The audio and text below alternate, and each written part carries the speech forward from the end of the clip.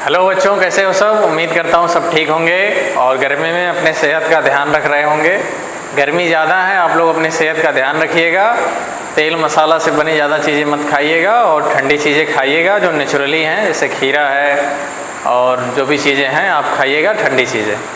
तो जैसा कि आपका इंग्लिश ग्रामर चल रहा था क्लास 9th वालों के लिए, इसको 10th वाले भी पढ़ सकते हैं और भी बच्चे पढ़ सकते हैं। तो आज का वीडियो पार्ट 5 है और ये नाउन पे चल रहा था, जो पार्ट ऑफ स्पीच का भाग है एक। तो नाउन पे हमने 4 वीडियो बनाया था, तो आज 5वां वीडियो है। ट्यूसडे है, आज 26 मई 2026 है और ये आप कॉम्पिटिटिव एग्ज़ाम के लिए भी देख सकते हैं, कर सकते हैं। तो आज हम इसमें कवर करेंगे इस वीडियो में कलेक्टिव नाउन को, समूहवाचक संज्ञा, और मटेरियल नाउन पदार्थवाचक संज्ञा, और अब्स्ट्रैक्ट नाउन भाववाचक संज्ञा को इसके आगे वाले वीडियो में हम कवर करेंगे। तो चलिए हम शुरू करते हैं बिना टाइम खत्म किए। कलेक्टिव नाउन आपका जो है, इसकी डिफिनेशन देखते हैं क्या है। A collective noun refers to a group और कलेक्शन ऑफ सिमिलर पर्सन्स और ऑब्जेक्ट। ए मीन्स एक, कलेक्टिव का मतलब होगा समूहवाचक, नाउन मीन्स संज्ञा, रिफर्स मीन्स उपयोग होता है या के लिए, टू मीन्स को, एक ग्रुप मतलब एक समूह के लिए, और मीन्स अथवा, कलेक्शन मतलब इकट्ठा करते हैं, एकत्रित करते हैं, of a similar, of means का, सिमिलर मतलब मिलते जुलते या उसी प्रकार के, पर्सन्स व्यक्ति के लिए, और ऑब्जेक्ट, ऑब्जेक्ट का मतलब कर्म होता है यहाँ, लेकिन वस्तु से लिया गया है, वस्तु के लिए। खाली हिंदी देखते हैं। एक समूहवाचक संज्ञा का उपयोग होता है एक समूह के लिए या एक कलेक्शन के लिए या एक एकत्रित करने के लिए, एक ही प्रकार के या मिलते जुलते व्यक्ति के लिए या वस्तु के लिए। अब इसको हम हिंदी में देखते हैं, कलेक्टिव नाउन को, समूहवाचक संज्ञा। इसकी हिंदी है, एक समूहवाचक संज्ञा एक समान व्यक्तियों या वस्तुओं के समूह या संग्रह को इंगित करता है। कलेक्शन का मतलब संग्रह होगा या एकत्रित करना। एक समूहवाचक संज्ञा एक समान व्यक्तियों या वस्तुओं के समूह या संग्रह को इंगित करता है। मतलब कहने का ये है कि एक ही प्रकार के या तो वस्तु होंगे या तो व्यक्ति होंगे और उनका कलेक्शन होगा।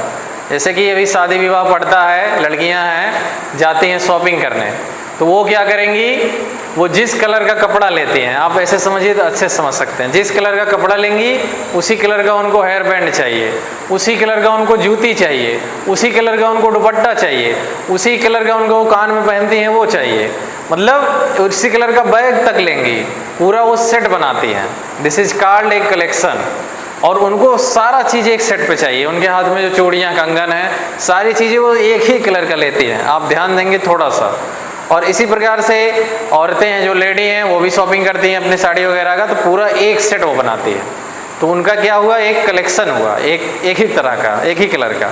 ऐसे कोई भी जात के, जैसे कि मान लीजिए बहुत सारे हिरन हैं तो पूरा उनका ग्रुप हो गया, बहुत सारे स्टूडेंट हैं उनका एक ग्रुप हो गया, बहुत सारे टीचर हैं तो उनका एक ग्रुप हो गया। तो इस प्रकार से, या किसी जगह पे आप काम करते हैं तो वहाँ पे सभी लोगों का एक ग्रुप हो गया। तो इस प्रकार से कुछ है। तो इसके कुछ एग्जाम्पल हैं, जैसे हैं a flock of sheep. A flock of sheep, भेड़ों का झुंड जिसमें भेड़ रहेंगे, उसको बोलते हैं a flock of sheep. A herd of cattle, a herd of cattle, पशुओं का झुंड। आगे है ए बंच ऑफ ग्रेप्स, अंगूरों का गुच्छा, जो अंगूरों का गुच्छा होता है आपने सुना होगा बचपन से ही।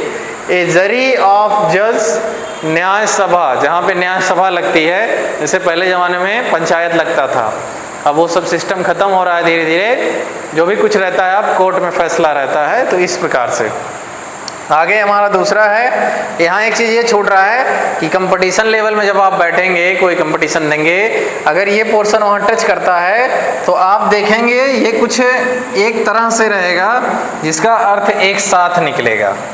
इसको आप ध्यान से अगर देखेंगे, इसको आप फ्रेज भी कह सकते हैं कुछ समय के लिए, छोटे से फ्रेज या वाक्यांश को इस तरीके से आप पकड़ सकते हैं। आगे second, material noun. A material noun refers to a substance और element from which subject are made. A material एक पदार्थ वाचक, नाउन मीन्स संज्ञा, रिफर्स उपयोग होता है, टू मीन्स को, एक सब्सटेंस एक पदार्थ के लिए, और अथवा एलिमेंट तत्व के लिए, फ्रॉम मीन्स से, विच मतलब जो कि, सब्जेक्ट्स मीन्स वस्तु के लिए कह सकते हैं या कर्ता के लिए कह सकते हैं, आर मेड जिससे कि जिस वस्तु से वह बनाया जाता है। खाली हिंदी देखते हैं तो क्या होगा, पदार्थवाचक संज्ञा एक पदार्थवाचक संज्ञा उपयोग होता है या जिसमें आते हैं एक पदार्थ को अथवा एक तत्व को, फ्रॉम विच जिससे, एक पदार्थ को या एक वस्तु को, सीधे सीधे कहें तो एक वस्तु को हम बनाते हैं।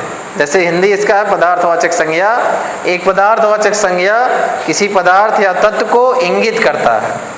इंगित करने का मतलब उसको बताता है जिससे वस्तुएं बनाई जाती हैं।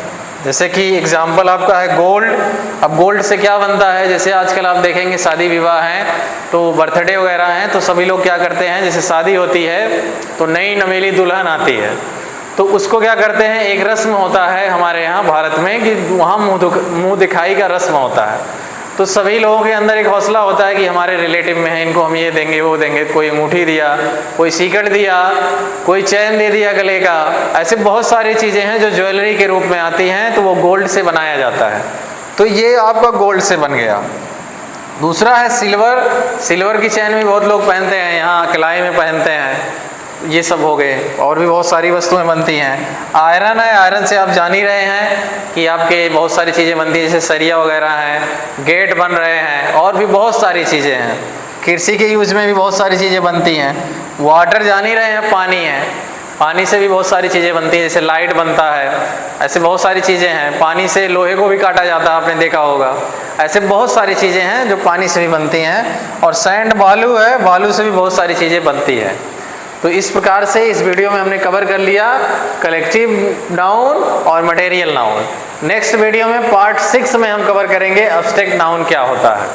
वीडियो कैसा लगा कमेंट करके बताइए, और आप स्क्रीनशॉट भी ले सकते हैं, इसका नोट बना सकते हैं, अपनी कॉपी में अच्छे से लिख सकते हैं और अपने दोस्तों के साथ शेयर कर सकते हैं। मिलते हैं 6 पार्ट में, तब तक के लिए जय हिंद, जय भारत। पढ़ते रहिए, आगे बढ़ते रहिए।